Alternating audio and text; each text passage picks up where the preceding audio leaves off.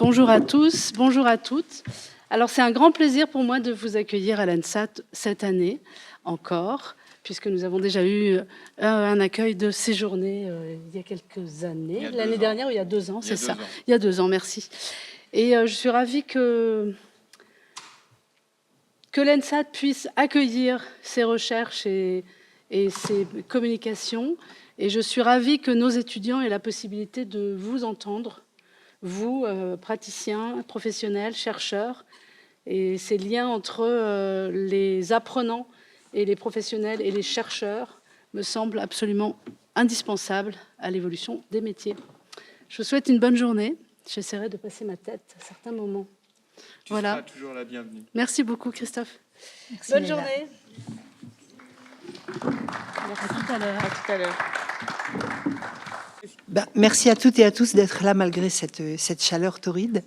Donc cette journée va réunir différents chercheurs et professionnels et praticiens de la Seine. Et donc elle a été organisée conjointement donc par l'UDS, l'Union des scénographes, qui aujourd'hui maintenant a absorbé l'UCL et qui est représenté ici par Christophe Fauré. Par Véronique Perruchon de l'Université de Lille, qui est la seule unité de recherche dédiée à l'éclairage scénique. Merci Véronique d'être avec nous. Et puis moi-même, Christine Richier, donc pour l'ANSAT, qui accueille maintenant, on est à la 4e édition, oui, c'est la 4e édition de ces journées. Tous les 2 ans, on essaye d'organiser un petit peu ces rencontres. Merci. Et donc pour cette 4e édition, on a choisi d'interroger les liens et les interactions du sonore et de la lumière à la scène. Alors l'un et l'autre, le son et la lumière dans le spectacle vivant ont en commun d'être des moyens immatériels, pas toujours ici à un niveau de conscience par le spectateur, souvent difficile à isoler des autres composants. La lumière, on l'assimile généralement à la scénographie, à l'ensemble du visuel, mais on a du mal à les distinguer. Quant au sonore, au théâtre et dans le spectacle vivant, il est tellement naturel, évident, que bien souvent, il n'est même pas ici à un niveau de conscience. L'un et l'autre ont également en commun d'être relativement peu étudiés dans le champ de la recherche. Alors j'ai cherché un petit peu historiquement quelles études on pouvait trouver qui relient vraiment les deux. On avait un article de Denis Bablé dans les années 60 qui s'appelait La lumière et le son au théâtre, mais qui était un article finalement de considération plutôt technique, plus que de questions d'écriture. C'est en fait depuis la fin des années 80, depuis qu'on commence à parler d'approche intermédiale, qu'on a commencé un petit peu à interroger nos pratiques et nos techniques, au moment où ces techniques se mêlent et s'entremêlent. Et puis aujourd'hui, bien sûr, où les technologies du numérique qui ont vraiment ouvert des voies nouvelles, sonores et visuelles. Donc, des 2 disciplines relativement peu interrogées par la recherche. Moi, je suis historienne des techniques de la scène et donc j'ai un petit peu cherché si on pouvait trouver dans l'histoire quelques traces de liens entre la lumière et le son. Elles sont fugitives, hein. L'un et l'autre sont des moyens immatériels et fugitifs du présent. On se souviendra que théatron, l'endroit d'où l'on voit, mais c'est aussi du grec, théomai, je vois, et tron, le lieu. Donc l'endroit d'où l'on voit, mais c'est aussi l'endroit où l'on entend. Où l'on voit et on entend, ou pour reprendre les termes du grand metteur en scène André Engel du XXe siècle, qui disait « On dit souvent qu'au théâtre, on vient pour voir et entendre. Moi, je veux que l'on regarde et que l'on écoute. » Et ce n'est pas la même chose. Ce qui supposerait, dans le spectacle vivant, un regard et une écoute active, peut-être moins passive ou moins hypnotique que ce qu'exige le cinéma ou la télévision. Donc ces liens, alors, évidemment dès les prémices du théâtre grec, on va trouver des traces historiques d'effets sonores qui étaient alors évidemment le théâtre grec se tient dans la lumière du jour, mais on sait qu'il y avait une relative dramaturgie de la lumière en choisissant l'heure à laquelle on allait jouer telle ou telle pièce pour être sur quelques tragédies en accord avec la lumière du soleil. Donc on a ces machines à son, dont le Bronteion, qui est un lâcher de gros boulets de métal dans dans un goulet en bois, ou la machine à tonnerre qui consiste à faire tomber des tas de planches pour imiter le bruit du tonnerre. Pour les premières traces historiques vraiment que j'ai trouvées de lien entre des effets sonores et des effets visuels, c'est dans le drame liturgique. Donc le drame liturgique, on est en 1200 à peu près, 1100, 1200 en Italie, où on a par exemple ici pour l'Annonciation, le vol de l'ange Gabriel qui descend faire l'annonciation, qui vient annoncer à Marie qu'elle va porter le Fils de Dieu. Et lorsque la gloire qui contient Gabriel remonte dans le plafond de l'église, ces drames liturgiques étaient joués à l'intérieur du lieu saint, à l'intérieur de l'église. Donc on avait comme ça un paradis qui apparaissait avec des effets sonores, avec des chants, avec des enfants qui étaient montés sur ces cerces, parfois à 30 mètres de hauteur, qui avaient chacun des tambourins. Et donc on avait en même temps l'allumage avec des chandelles et des lampes à huile de cette image, de cette gloire du paradis qui était accompagnée de musique et de chants. Je fais très très rapidement. Hein. C'est juste simplement se mettre en arrière-plan que ces liens entre la lumière et le son ne datent pas d'aujourd'hui et qu'on en a de nombreuses traces dans l'histoire. Une autre trace, c'est par exemple dans les ourdements au Moyen Âge.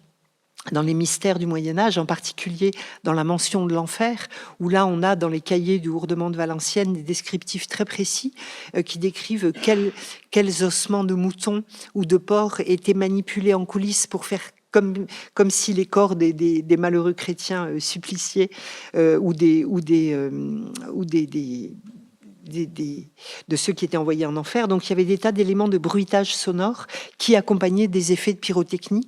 Même si ces représentations ont lieu en plein jour, on avait une représentation symbolique de la lumière avec d'un côté des cierges au paradis et des chants, le chant des anges. Et puis sur la mention de l'enfer, l'enfer est toujours beaucoup plus intéressant que le paradis, hein, et avec beaucoup plus de succès auprès des foules. Et en enfer, donc tout un système de bruitage et de hurlements et de cris qui allaient avec les effets de pyrotechnie. Un peu plus tard, chez Sabatini, au XVIIe siècle, qui reprend un peu dans son manuel les fondamentaux de la construction de décors et des éléments de décor du théâtre de la Renaissance, on a le descriptif, par exemple, pour des effets d'éclair, de tonnerre, d'orage, d'avoir derrière un nuage en toile, un système de planches qui sont avec une découpe en forme d'éclair et de la lumière derrière. Et on ouvrait très rapidement ces deux planches pour faire apparaître un éclair avec un bruitage sonore qui est également décrit. Voilà. Ensuite, dans tout le théâtre baroque, on va avoir le développement de machines sonores. Ici, les machines à vent, hein, avec un moulin qui tourne sur une sorte de toile assez épaisse. C'est peut-être au XIXe siècle, hein, qu'on va avoir vraiment des traces de conduite, et à partir du XIXe siècle qu'on a des traces de conduite établies. En particulier, j'ai pris comme exemple ici les représentations de l'Or du Rhin au Festspielhaus à Bayreuth en 1876, qui marquent l'apogée du gaz, qui était déjà effectif depuis les années 30, hein, en France et en Allemagne, avec l'éclairage au gaz qui va permettre de contrôler la lumière et beaucoup d'effets sonores, comme par exemple ici le crapaud de l'affreux Albérich, et avec en dessous on voit ces grandes cornes, hein, qui permettaient de faire les cris du crapaud.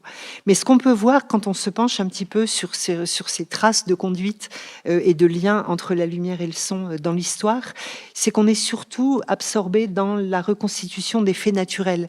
On cherche à reconstituer l'orage, en lumière également. On cherche à reconstituer ici, par exemple, le galop d'un cheval. On en a une qui est drôle, là, c'est la machine à imiter l'orage. Mais on est vraiment jusqu'au 19e, plutôt dans une logique des effets sonores et lumineux au service de la représentation du réel. Par exemple, le clou du spectacle 19e, c'est souvent par exemple ici l'éruption du Vésuve, des représentations qui convoquent les éléments.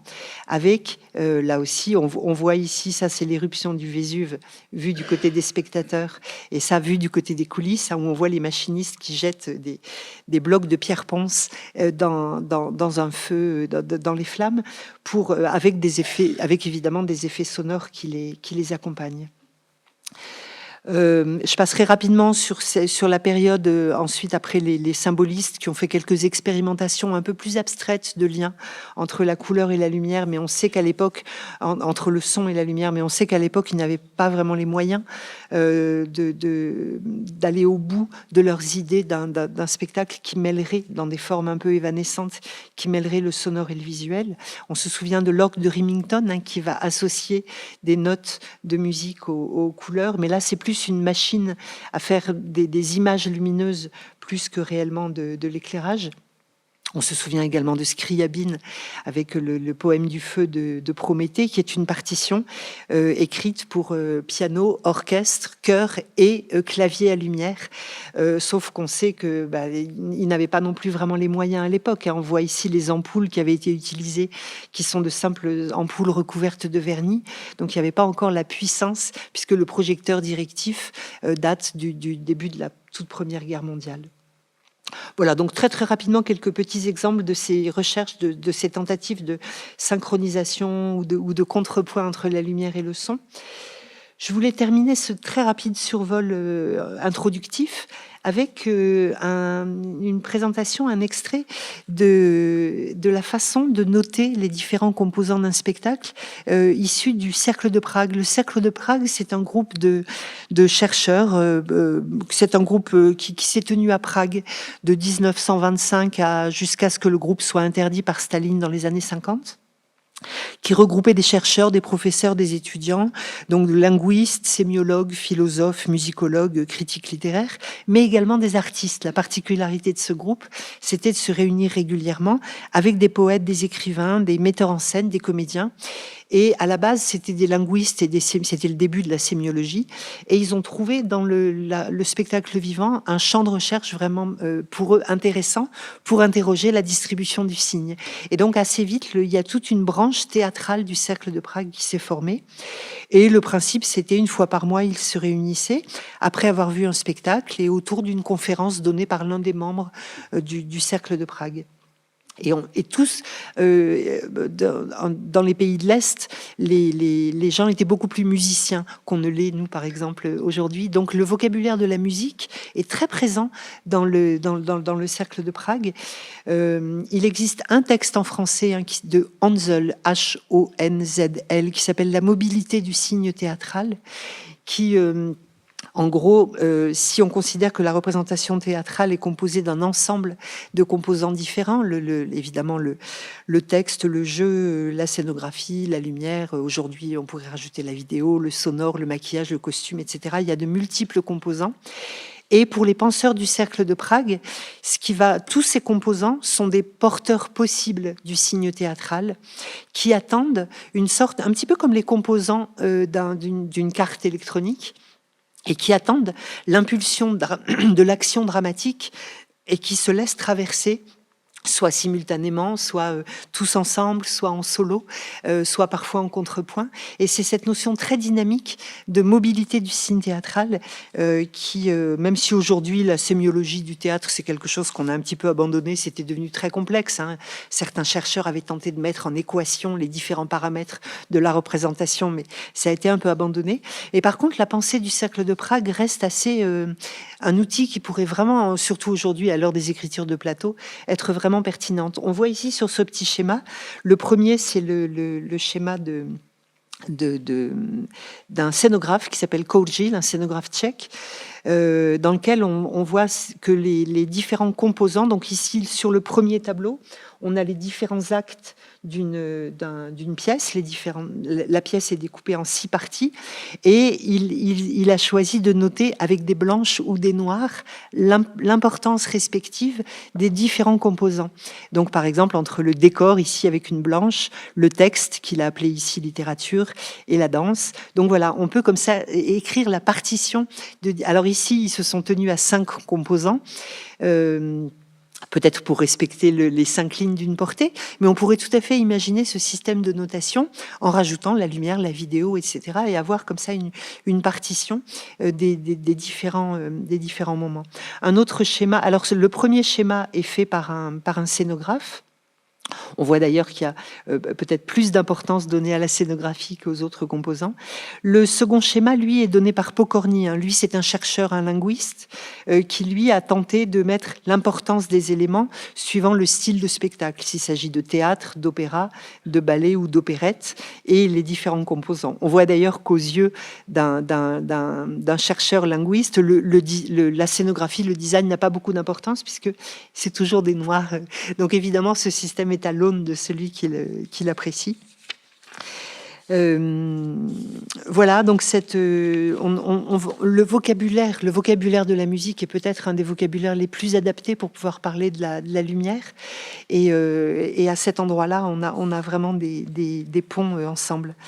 On a par exemple une petite citation que je voulais vous lire du Cercle de Prague.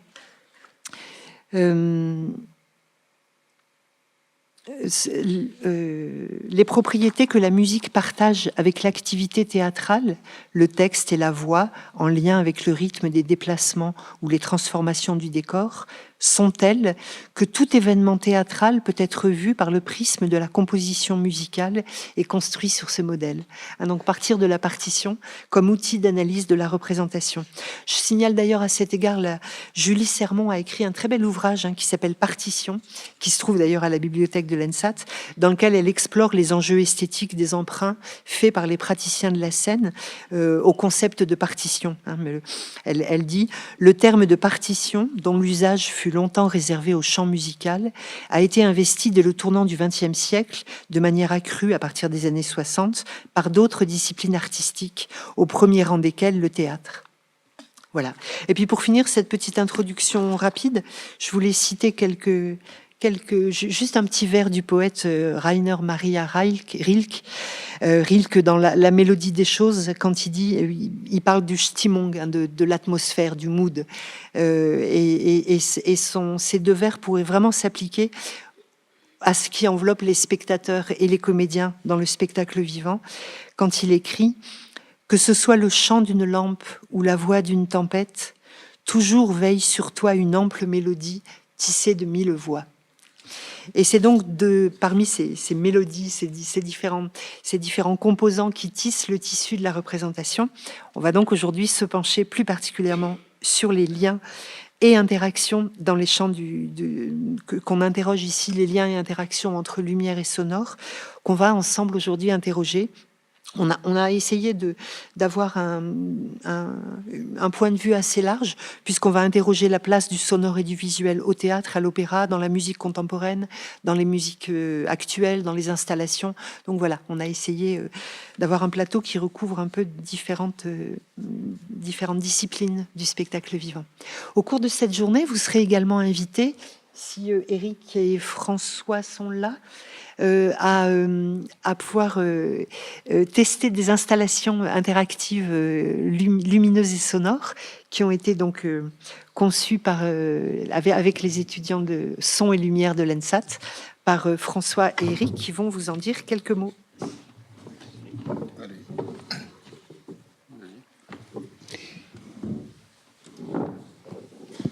Bonjour, Éric Benoît, un produit du département Lumière à l'ENSAT. Je suis enseignant, professeur de technologie, et mon approche, c'est de faire de la théorie appliquée. J'appelle ça comme ça. C'est vraiment la bascule entre ce qui est théorique en termes de technologie et l'application, comment la mettre en œuvre, et résoudre les problématiques qui se présentent au passage, parce qu'il y a toujours des problématiques, des problèmes. C'est jamais comme on voudrait, mais on finit par y arriver. Voilà. Donc pour cette UCL, quand Christine m'a parlé de l'événement, je me suis dit, ce serait super si on pouvait faire un truc avec le son. Donc ça m'a redonné le plaisir de travailler avec François. J'adore travailler avec François, mon camarade de sondier. Voilà. On a une approche assez similaire dans notre département, respectivement pour le son et la lumière. On travaille beaucoup avec des microcontrôleurs, des petites cartes électroniques, des machins comme ça. Donc moi, je suis plus spécialisé, ou je me suis spécialisé dans les cartes électroniques du monde Arduino. Mais je peux aussi faire sans. Donc, on a monté les étudiants ont monté des ateliers qui mettent en place différentes techniques avec des petits jeux intellectuels sur comment la lumière pilote le son, la lumière, ces choses-là, bref, l'interaction du son et la lumière. Donc, derrière moi, sur le plateau, il y a des stands, des installations à visiter avec les étudiants qui répondront à vos questions. Et c'est un prétexte pour se promener, discuter, échanger autour des questions, bien sûr, de lumière, de son et de lumière, mais de l'ENSAT, des questions techniques, de l'approche pédagogique. C'est un espace ouvert pour échanger. Donc ça se visite, mais surtout ça se visite pour venir parler, quoi. C'est un peu l'idée de l'installation. Donc au moment de pause, à tout moment, vous venez sur le plateau et on se rencontre, on échange. Non, j'ai rien déjà rajouté, c'est parfait. Oh bah, fastoche. Non, enfin pour le son, c'est la même chose, quoi. C'est vraiment dans le cadre d'un cours sur les outils liés à l'intermédialité, enfin pour mettre en place des systèmes intermédiaux. Moi, il m'a semblé intéressant de profiter de cette occasion pour proposer aux élèves donc de première année d'avoir ce champ-là comme sujet d'exercice pratique. Voilà. À tout à l'heure.